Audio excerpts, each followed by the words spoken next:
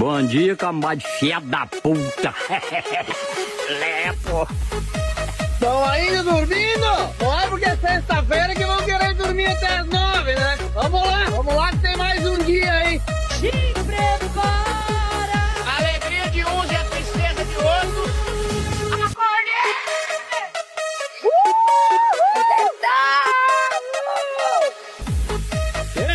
Seu paroleiro!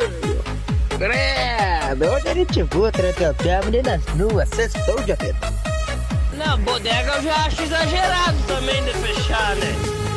Bodega não, né? Tem 4 coisas nesse mundo que o homem brasileiro não deve fazer: comprar carro sem documento, cavalo sem conhecer, namorar mulher muito feia e votar no partido do PT.